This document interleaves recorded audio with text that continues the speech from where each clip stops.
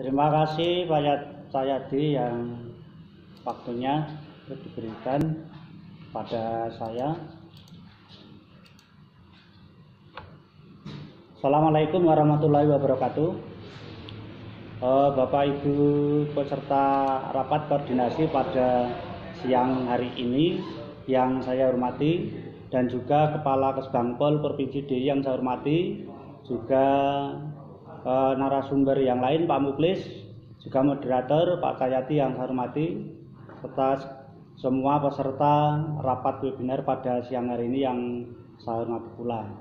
Pada kesempatan ini izinkan saya untuk menyampaikan beberapa pematik materi. Mudah-mudahan nanti yang saya sampaikan ini benar-benar akan menjadi bahan diskusi guna untuk memberikan langkah percepatan pemulihan desa wisata. Perlu kita sadari bahwa diharapkan nanti setelah PPKM ini levelnya turun di DIY, harapannya tidak akan lama lagi nanti pelonggaran dari seluruh kegiatan masyarakat itu bisa didapat, dan harapan terbesar dari kami pelaku pariwisata ini nanti di bulan September sudah bisa dibuka kembali. Bapak Ibu sekalian, kita menyadari betul bahwa untuk mengembangkan pariwisata di desa ini kita berpedoman sekali dengan potensi yang ada di desa. Maksudnya potensi yang ada itu bagaimana untuk bisa dikelola, dikembangkan, untuk diberdayakan, bukan merupakan inovasi yang dibuat untuk membuat wisata-wisata buatan di desa. Tetapi yang desa wisata ini fokus pada berbasis potensi yang ada. Di samping itu, kita juga menyesuaikan dengan kemampuan masyarakat dalam mengelola kegiatan pariwisata, sehingga tidak bisa kalau ini potensinya bagus terus kita mencari SDM dari luar desa yang lebih mumpuni agar bisa mengembangkan itu.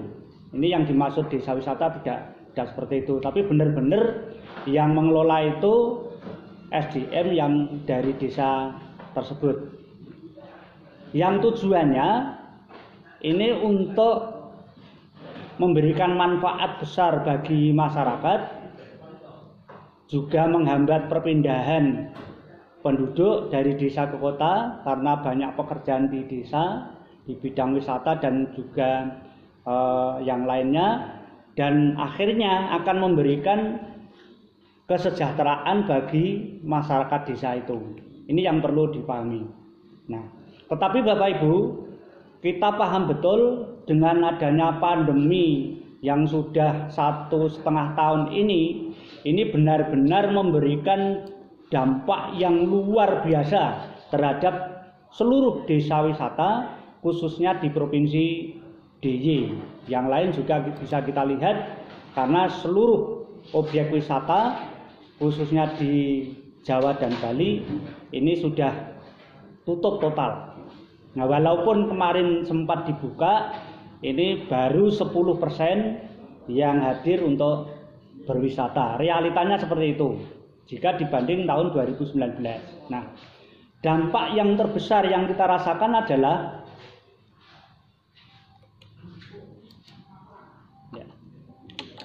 aktivitas desa wisata ini benar-benar menjadi lumpuh karena adanya pembatasan dan dampak ekonomi yang terjadi di masyarakat. Yang kedua, kegiatan ekonomi pendukung juga lumpuh, baik itu toko oleh-oleh, restoran, dan juga UMKM ini benar-benar menjadi lumpuh. Yang ketiga, bahkan menyentuh pada kelembagaan pengelola wisata di desa ini menjadi goyah. Kenapa?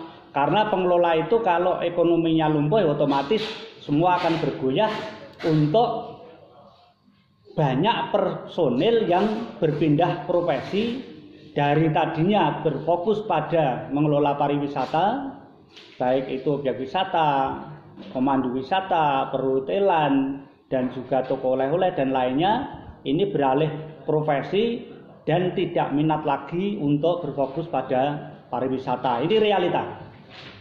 Bapak Ibu yang saya hormati, nah perlu kita sampaikan langkah-langkah yang sudah kita mulai coba di desa wisata tempat saya untuk bagaimana agar bisa memulihkan kondisi pariwisata di desa wisata yang kami kelola. Yang pertama, kita menata kembali kelembagaan pengelola di pariwisata.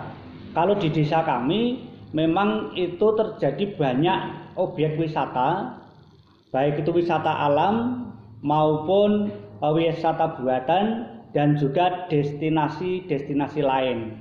Ini di desa saya sangat banyak. Objek alam saja ada 11 objek wisata. Ini belum yang destinasi yang lain. Maka ini berpengaruh sekali terhadap kelembagaan. Maka di awal ini kita lakukan penataan kembali kelembagaan pengelolaannya. Terlebih dengan keluarnya Peraturan Gubernur Nomor 40 Tahun 2020 ini tentang Pok Darwis. Yang kedua, kita adakan inovasi juga memoles daya tarik wisata. Aslinya bahasa ini sebenarnya selama pandemi ini banyak objek wisata, banyak destinasi wisata yang hampir tidak tersentuh untuk diberikan perawatan yang baik. Ini realita seperti itu di mana-mana. Kenapa? Karena minimnya biaya perawatan. Nah, tetapi untuk memperhalus bahasa ini kita sampaikan perlu inovasi dan perlu polesan agar daya tarik nanti setelah kita buka ini bisa lebih menarik kembali. Yang langkah ketiga, kita bagaimana untuk memulihkan ekonomi di sektor pariwisata ini, kita menggerakkan di sektor UMKM. Semua UMKM yang ada di Bejarjo yang datanya itu ada 1.760 UMKM, ini kita gerakkan kembali agar nantinya dari sekarang itu sudah benar-benar siap dengan kondisi yang baru untuk bisa mengembangkan UMKM ini. Yang keempat, di masa pandemi ini sangat mutlak diperlukan bagaimana untuk mengimplementasikan CHSE, yakni itu bagaimana menjamin kebersihannya, kesehatannya, juga keamanan dan kelestarian lingkungan. Dari 4 hal ini yang kita terapkan untuk bagaimana mempercepat pemulihan di desa kami dalam mendorong sektor pariwisata untuk bisa bergerak. Nah, Bapak Ibu, kita satu persatu bahas.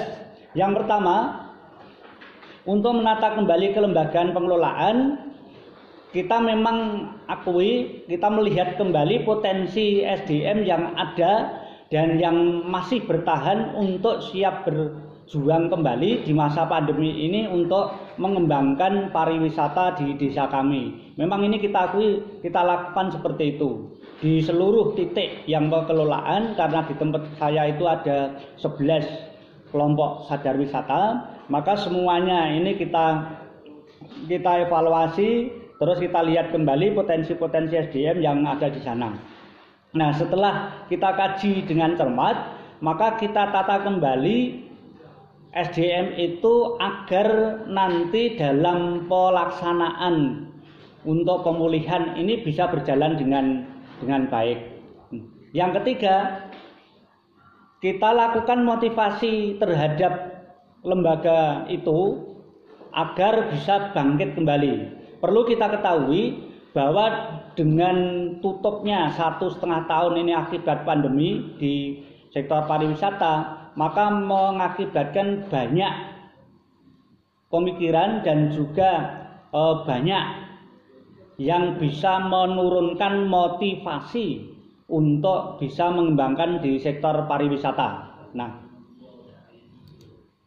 maka dari itu sangat diperlukan kita memberikan motivasi besar terhadap seluruh personil yang ada di seluruh kelompok sadar wisata di tempat kami. Nah, selanjutnya Bapak Ibu, nah perlu kita ketahui kenapa perlunya kelembagaan itu kita benahi, kita perbaiki, dan juga kita evaluasi kembali dan kita tata kembali.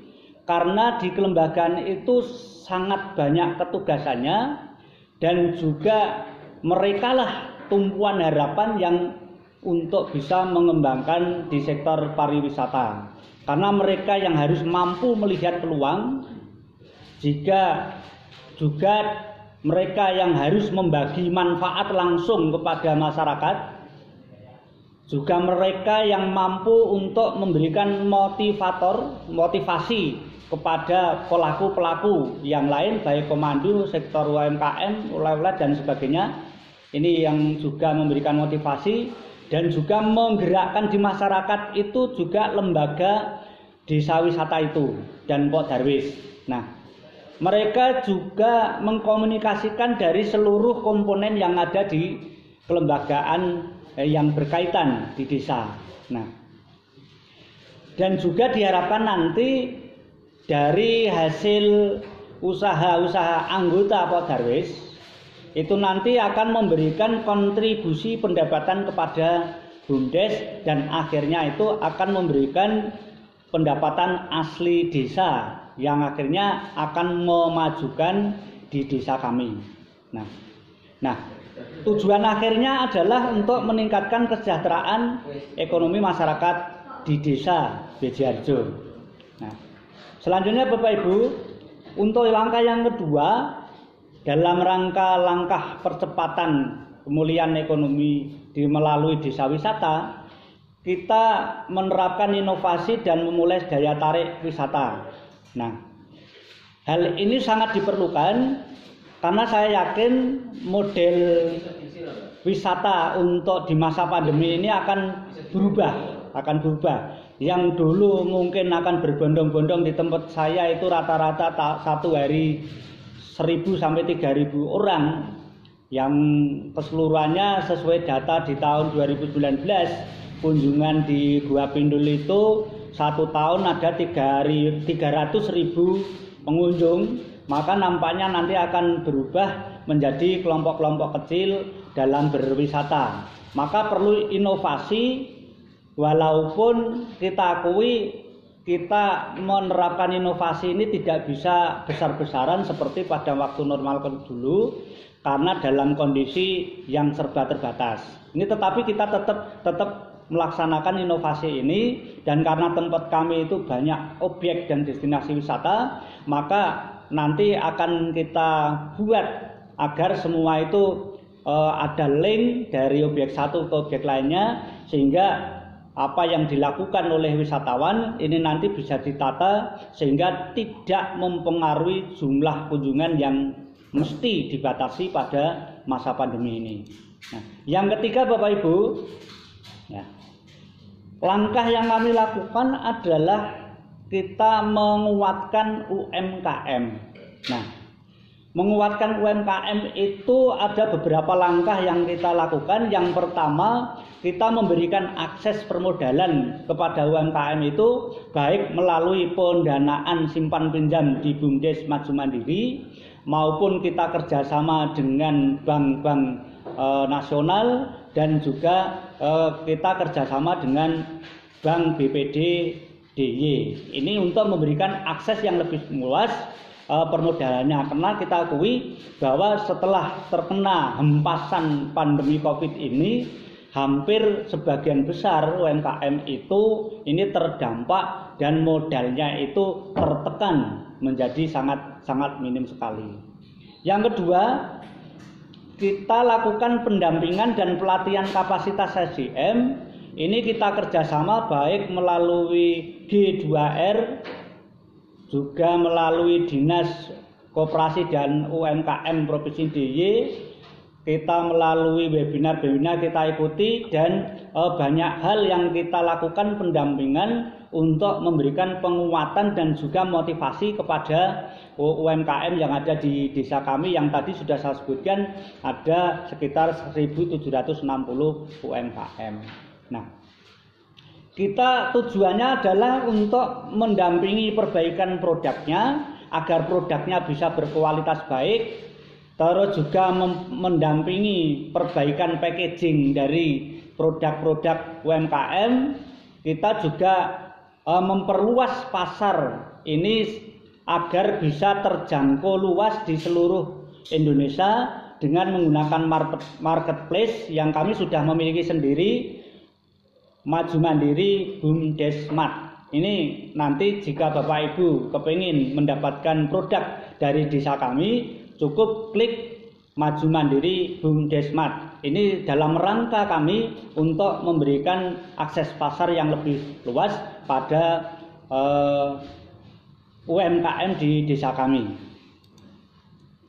Yang keempat, Bapak Ibu, kita akui bahwa untuk pelaku wisata dan juga wisatawan yang nantinya akan berwisata dimanapun objek, kita tidak boleh lepas dengan